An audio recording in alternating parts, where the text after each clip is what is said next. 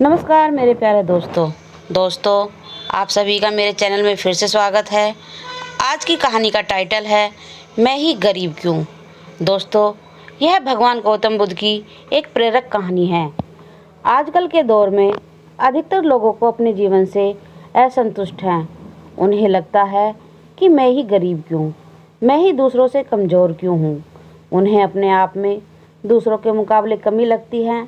वह इसका दोष भगवान को देते हैं, उन्हें अपनी स्थिति का कारण ठहराते हैं।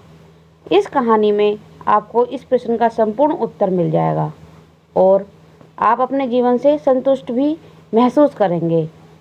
तो दोस्तों, कहानी शुरू करने से पहले आपको मेरे चैनल को लाइक करना है, शेयर करना है और सब्सक्राइब करना है। तो चलिए कहानी सुनते हैं। दोस्तों, बहुत समय पहले की बात है। एक गांव में धर्म उपदेश देने के लिए लगे हुए शिविर में भगवान गौतम बुद्ध पहुँचे। गांव के लोग अपनी अपनी समस्याएं लेकर उनके पास जाते और उनसे समाधान प्राप्त कर नई ऊर्जा के साथ वापस लौटते। गांव के बाहर एक गरीब राह में बैठा बुद्ध के पास आते जाते लोगों को निहारता रहता। उसने क्या देखा? दुखी चेहरे लिए बाहरी कदमों से लोग भगवान गौतम बुद्ध के शिविर में जाते और नई ऊर्जा के साथ चेहरे पर खुशी व आनंद लिए वापस लौटते। गरीब ने सोचा कि क्यों ना मैं भी भगवान के पास अपनी समस्या लेकर जाऊं। यह सोचकर हिम्मत करके वह भी शिविर की ओर चल देता है। शिविर में एक एक कर क्रमबद्ध तरीके से व्यक्ति को प्रवेश मिलता है, इसलिए वह भी अपनी बारी की प्रतीक्षा करने लगा। जो कुछ उसने रास्ते में देखा, अब यहाँ उसे साक्षात देखने को मिल रहा है।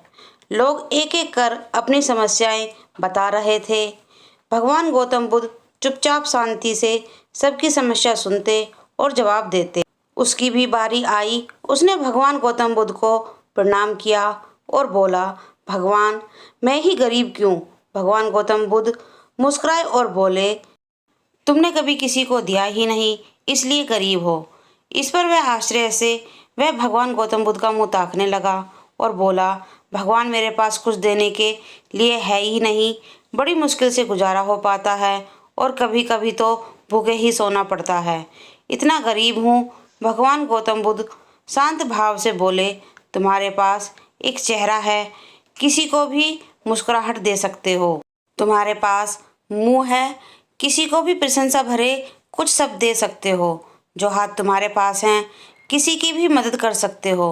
दरअसल जिसके पास ये तीन चीज़ें हैं, यह भला कैसे गरीब हो सकता है। गरीबी का भाव मन में होता है। मन से ये भ्रम निकाल दो। लोगों को देते जाओ, गरीबी अपने आप ही दूर हो जाएगी। यह बातें सुनकर उस गरीब का चेहरा दमक उठा। उसे अपने प्रश्न का उत्तर मिल चुका है। अब उसके मन से गरीबी का भाव दूर हो गया। इस शिक्षा को जीवन में उतारकर कुछ ही दिनों में उसका जीवन भी खुशियों से भर गया। जीवन की सीख। मंदिर में भी लोग जाते हैं तो कुछ न कुछ मांगते रहते हैं और जीवन भर घुट घुट कर रो रो कर समय बिता देते हैं।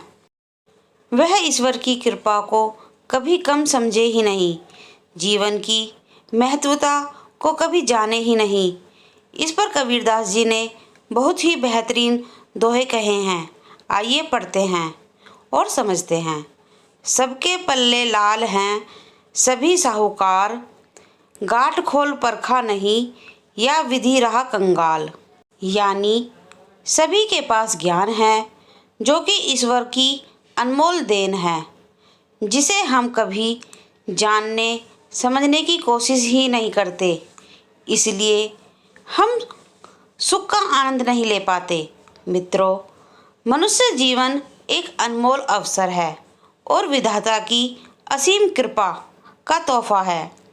हमारा सर्वप्रथम यह कर्तव्य होता है कि हम उस परम परमेश्वर को, इनायतों को समझें, ईश्वर की कृपा को जानने की कोशिश करें।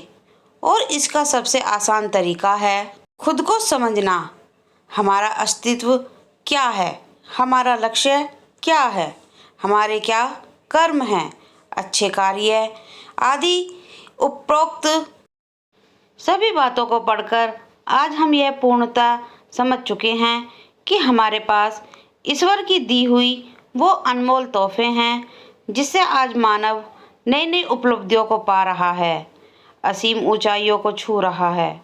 बस ज़रूरत है सही मार्गदर्शन की, जो कि आज से मैं इन बातों को अपने जीवन में उतारने की कोशिश कर दी है। दोस्तों, आपको बस यह करना है, हर रोज़ अपनी एक कमी को दूर करो, चाहे वह आपका गुस्सा हो या फिर नकारात्मक सोच। दूसरा, जब भी कुछ सोचो तो अच्छा सोचो। तीसरा, अगर कुछ करने का सोचा है तो तब तक उसके पीछे लगे रहो जब तक कि वह काम हो नहीं जाता।